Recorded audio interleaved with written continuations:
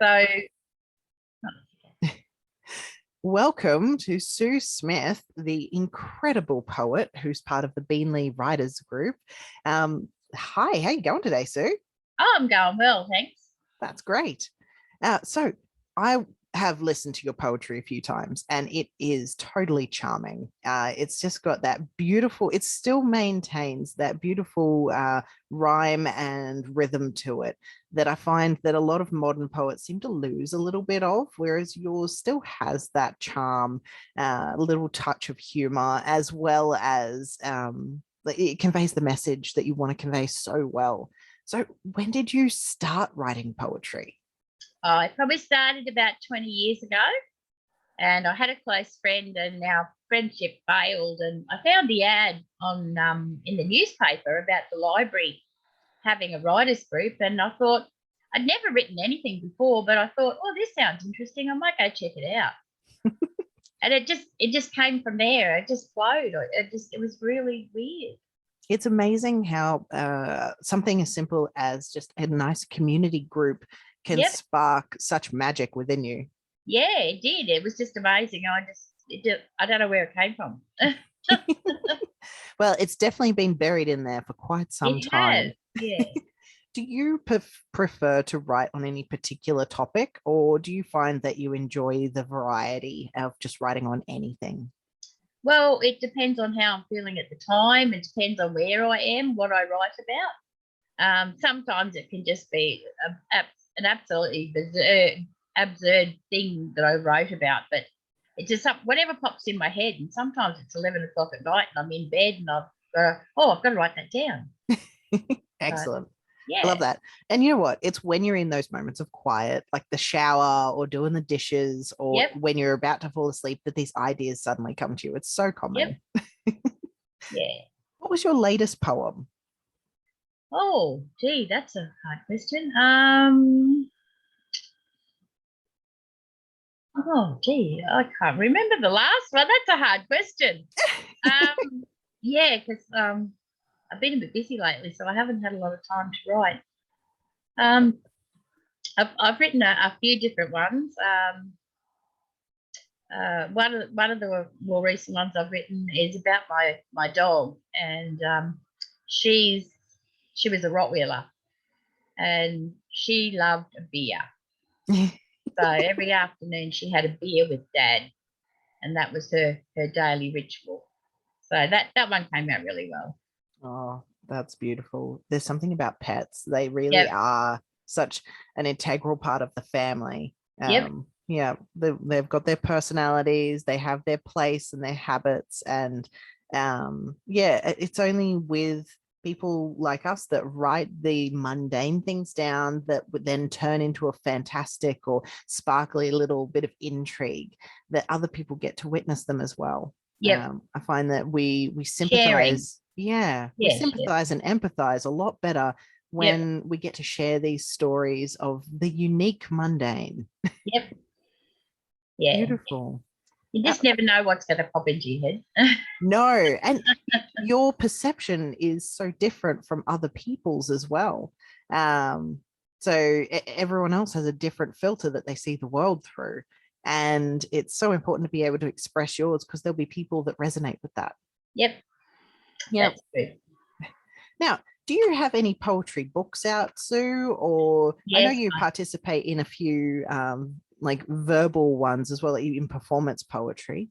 Yep, I know. I have published my own book a couple of years ago. So I called that Poetry on Wheels. And please tell everyone why it's called Poetry on Wheels. Oh, okay. Yeah, it's not obvious on here. I'm in an electric wheelchair and I suffer from muscular dystrophy. So that's why it's Poetry on Wheels.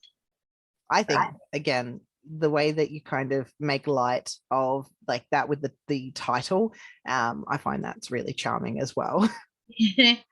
Yeah, so it's got a lot of my earlier works in the book. But yeah, some funny things and some more serious ones too. So it's a bit of a mixture of a lot of things. But I'd like to actually do a remake and do a new book of my more recent poems.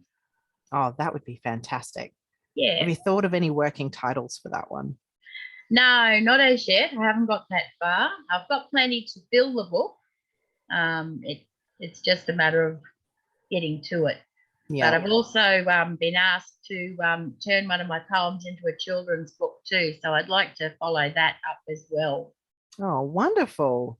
Well, please let us know how that goes, I will. because I would love to help share that around. Thank you. Like I said, I've heard your poems before, and they are just filled with that lightness, and but they have impact.